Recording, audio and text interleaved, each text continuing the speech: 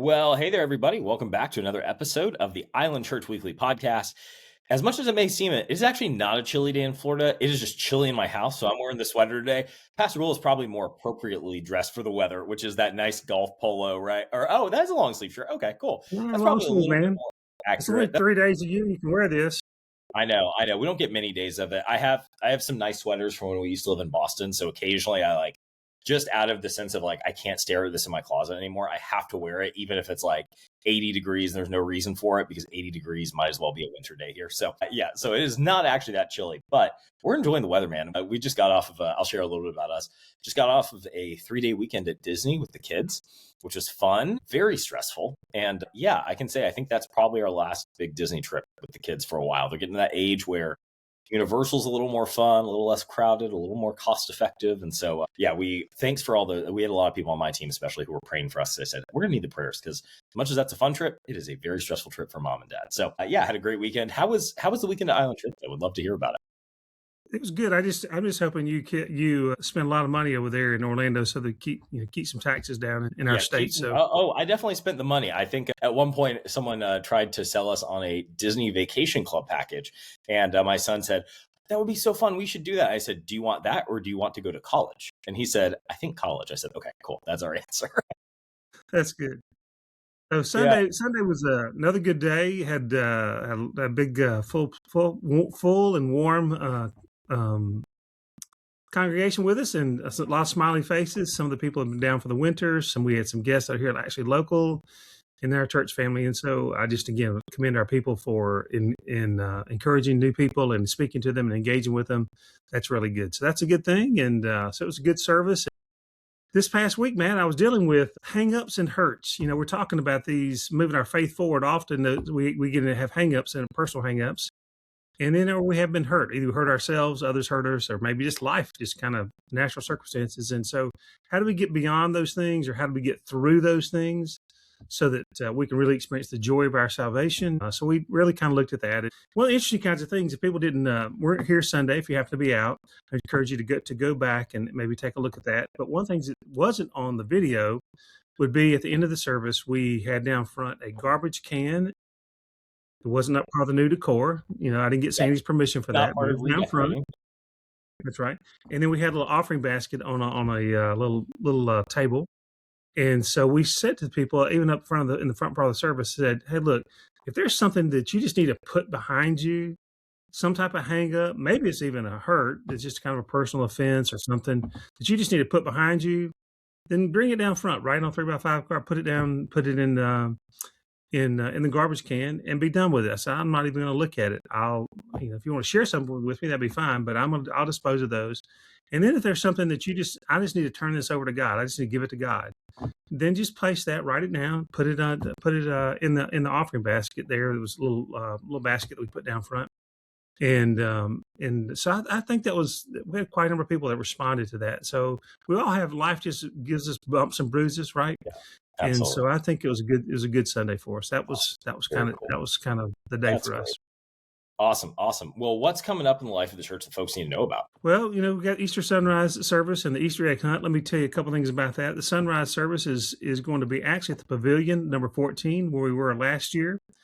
Probably going to be at 6:30, and so we'll be making plans to attend and make plans to engage and volunteer with that and help out with that if you can. And you can see us in the office, see Jolene, see myself. Mentioned to Sandy. There's different kinds of teams. I mean, you can get some of those lights that Jeff Fox has and direct traffic. You can do a little vest. You can do it that way. You can help with greeting people. You can help in the parking lot. You can help with setup, tear down, all kinds of pieces with that. And the same thing with Easter egg hunt the day before. It's a pretty packed weekend for us. We know this going in, but Jolene and JJ are going to help coordinate that kind of thing. We're going to do the things that we can do on our end. JJ is really going to step in. And so if you'd like to assist in some way, we will find a place for you. We have everything from, it's already taken now, so you can't take it. Dressing up as the Easter Bunny for that day. That's a pretty narrow volunteer opportunity. We can use helpers with greeters and parkers, help with parking, distributing the eggs, set up, tear down. We need somebody to pick up a U-Haul truck for us on Friday, and then we'll deliver it back on Sunday after we're all through. So anyway, there's just all kinds of things that you can do with those 2 days. It's a great thing to get kind of shoulder to shoulder and get some things done and love on our community. So that's coming up, and so that's the first. It won't be long. It's a little time off now, but the first weekend in April, and so it won't be that long. So just encourage you towards that, and I think that's a big deal. And as we move forward in our building project, they're going to keep looking at our finances, and we're making the final tweaks on our project. I just encourage you. We don't say a lot about it, but just keep investing your time and your talents and your treasures. And we don't say a lot when we do the offering, but it's important. And part of being a part of our church is to say we want to participate in the ministry of the church. We want to support the leadership of the church. We also want to engage financially in our church. And so we need everyone doing something, doing their part. And that's a biblical way, and it's a good way. And run a little bit behind already right now. Yep. Kind of surprising for us a little bit, but I'm not trying to hit a panic button. I'm just encouraging our people to make sure that you're participating in this and the joy of that.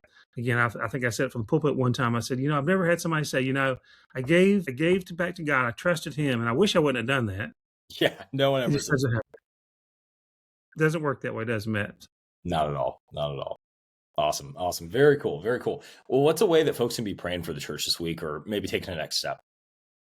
Well, I'm glad you asked that, Matt, because I've been thinking about that a little bit, because I think one of the things that really needs to happen, and particularly when you're on an island like us, our little small community, we're on a series of islands, right? We're in a small kind of confined space.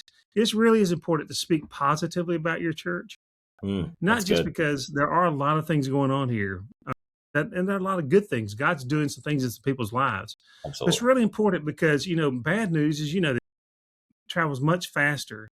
And sometimes it's not bad news. Sometimes people just don't have information, or they just say something flippantly. And this is the bride of Christ, and people are trusting the church less and less.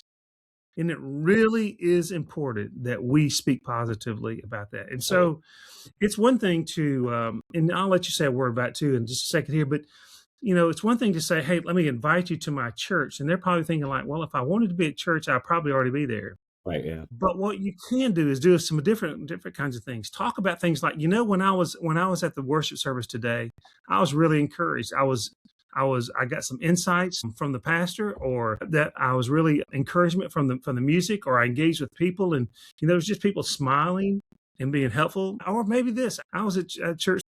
Yeah, absolutely. Yeah, I mean, I think the reality is most people, it's exactly like you said. If you just talk about, oh, well, come to church with me, come to church, they don't understand the why behind it. And what is attractive to people is not just another event in their life, right? Because to a lot of people, church on a Sunday or being active in the life of a local church just seems like more things on their to-do list. And so if you don't talk to them about the transformation you're seeing, if you don't talk to them about the way that the church is life-giving for you, the way the church is life-giving for the community, they don't actually ever resonate with the why behind your faith and behind your kind of commitment to a local body of believers. And so they just see, oh, well, that's just another checklist of a thing I'd have to do. So why would I be part of that? So our job as believers is actually to share the why in really positive ways, and not in a preachy, pushy way of, hey, you need to come to church with me because your life's a mess. Hey, here's all the positive things about my life that Jesus has transformed. It's really goes back to like a testimony that is really involving the local church as part of that story, and saying, it could be something as simple as, I mean, some of the women out there like talking about the Bible study and just saying, man, I've been part of this Bible study at Island Church, and that has transformed my marriage because it just keeps me so much more focused on like how I can serve my family well. Or if you're a guy like talking about, hey, serving has been so good for me at my church, at Island Church, because it's allowed me to have a sense of significance that after retirement I was lacking, right? Like showing them the why behind it is the critical connection point between the gospel, the local church, and their life. If you don't sell the why, if you don't tell them the why, then you're missing out on the entire part that would actually be attractive to them. Because for most people, yet again, adding more events to their life is not something attractive. What is attractive is the life transformation we see being part of a local body of believers. So that would be my encouragement, is just tell people the why, because that's actually the connection point to the gospel. Yeah. Oh, yeah, absolutely. Mm-hmm. Absolutely.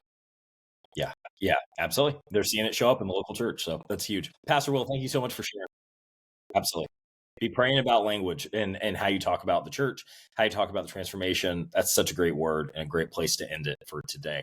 So thank you so much, Pastor Will. Thanks for joining me. Thank you all for watching the Island Church Weekly podcast. We'll see you back here next week.